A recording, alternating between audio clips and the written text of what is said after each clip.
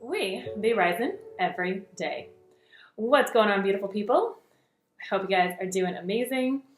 Today's video, I wanted to talk about endocrine disrupting chemicals and how it affects conditions like acne and PCOS, ovarian cysts, but really these endocrine disrupting chemicals affect all conditions. The endocrine glands, pituitary, adrenal glands, very important glands, the ovaries, testes, they produce hormones, right? And what happens is when we bring in these endocrine disrupting chemicals, it can interfere with the hormone receptors, even block the hormones, or even mimic the hormones. And that causes so many hormonal imbalances. And so when we look at conditions, skin conditions, if we are bringing in these endocrine disrupting chemicals, that can also increase sebum production, which that can lead to acne or other skin issues. And when it comes to PCOS, what happens is these chemicals can mimic estrogen in the body, and that will throw off progesterone. So everything in the body, our whole body is connected. And so what I look at is bringing the body back into a state of balance, homeostasis. And even our hormones need to be in proper balance, proper ratio. And what I'm finding is people have both acne and PCOS. And it's no coincidence because what we're looking at is if estrogen is increased in the body, now that can lead to a whole host of different symptoms, including painful menstrual cramps, irregular cycles, and what happens is if there's an imbalance of estrogen and progesterone, and if the liver is not functioning properly, because the liver is one of the main organs of detoxification, and also the liver tries to get rid of these endocrine disrupting chemicals out of the body. Also, the liver has so many different functions and also tries to remove excess estrogen. And that's one of the functions of the liver, is to remove excess estrogen. But if there's too much of an increase, then there's going to be that imbalance of progesterone.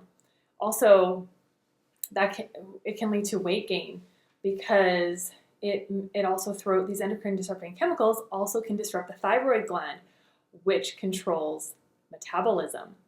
So that's why it's not just focusing on one area. Some medical doctors don't know about nutrition, and they just might put you on medications. And I was one of those people that got put on antibiotics, tetracycline, never got to the root issue, also was on birth control pills, and that can also lead to hormonal imbalances and doesn't actually get to the root issue.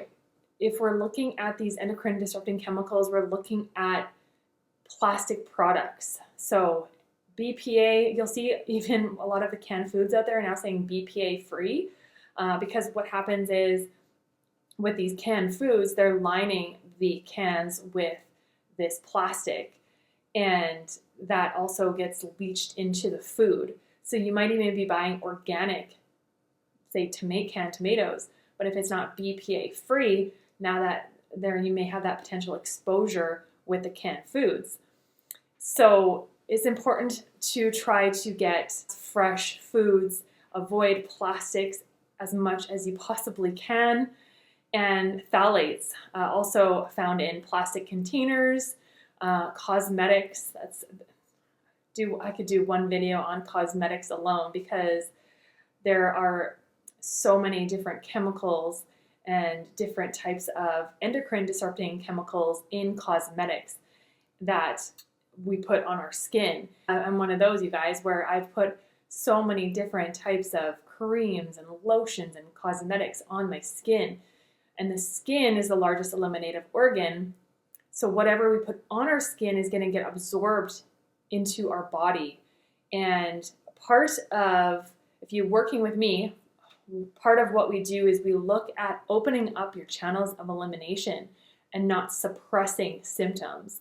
And really, if you're seeing any reaction to your skin, it's basically your body, putting up a flag saying, hey, my body is unbalanced here. You need to pay attention to me.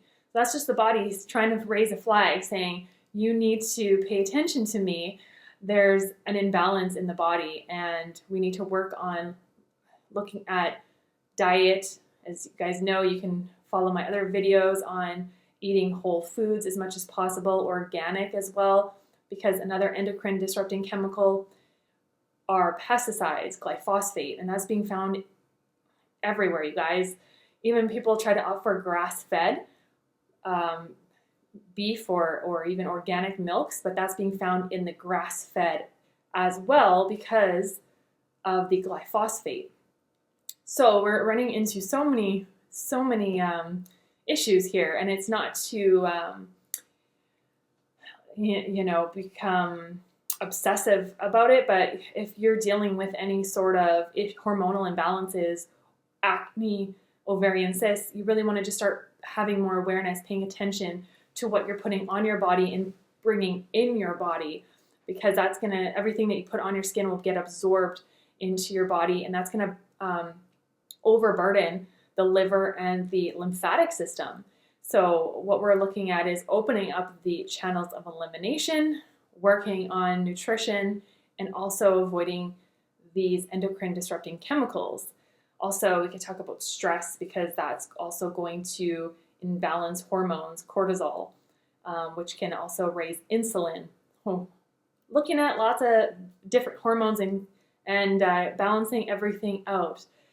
So the endocrine disrupting chemicals, avoiding plastics, reading the ingredients of your cosmetics, whatever you put on your skin will get absorbed. So I try to use as minimal ingredients as possible when it comes to cosmetics, and I try to go for, now they're making plant-based cosmetics, so they're using more natural ingredients to make the cosmetics, and at least that way that it's minimal ingredients that you're going to be putting on your skin.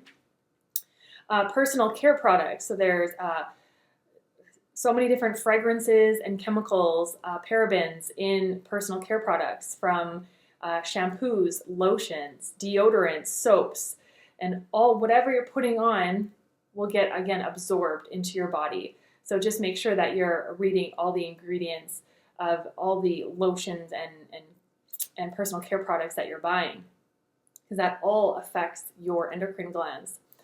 Also, the pesticides that I was talking about, when it comes to buying organic, there are chemicals like DDT and that are often used in farming, and that can end up in the food and contribute to endocrine disruption, as well as glyphosate, which they're finding everywhere, including whole grains. So important, if you're eating whole grains, to buy organic. And ways that we can reduce exposure to these endocrine disrupting chemicals is choose BPA-free or phthalate-free products. Look for eco-friendly, avoid canned foods if they contain, if they don't say BPA-free. I try to have fresh food as much as possible. I know if you're in Canada, wintertime is hard, but if you can, what I'll be doing is canning my own food with glass. That is optimal. Use natural organic care products, and even just because it may say natural on the label, you'll actually have to read the ingredients, because that doesn't mean that it is all natural ingredients. So you'll have to actually go to the back of the product and read the ingredients. And if you can't pronounce those ingredients and there's a whole list, probably best to opt out and look for more whole ingredients. Use organic produce as much as possible. If you can, even grow your own food. That way you have full control over your food, and that makes sure that reduces your pesticide exposure. And then use glass or stainless steel containers for food storage, or even some people are microwaving their food in plastic. That's just going to leach plastic into your food, so best to avoid that as well. Also, the tap water, they're finding these microplastics.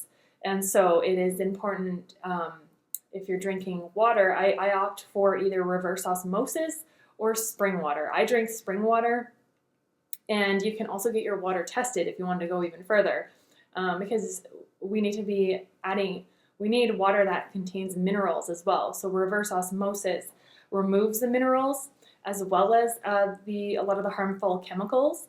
So then we want to remineralize the water. That's where I'll do like the spring water. So whatever works for you. They're also finding now that there's even plastics in the air that we breathe, you guys. So these plastics are showing up everywhere, these microplastics. And the reason is even the clothes that we're wearing. If a lot of the clothes out there are made with polyester, different types of plastic materials, and what happens is if we buy those materials and then we wash them, it goes into the water supply. And then also when we put them in the dryer, now that those microplastics are also going into the air.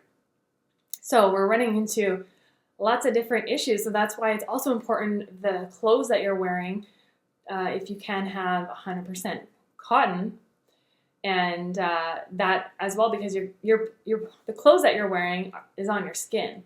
So again, that's going to get absorbed into your body. So I know we're kind of, it almost seems like we're going like fanatical about this, but when we look at a holistic diet and lifestyle, we're looking at ways to reduce these endocrine disrupting chemicals to improve your condition so that you have minimal symptoms, and that will help to open up your channels of elimination so you can eliminate ovarian cysts and acne and get your hormones back into a better state of balance.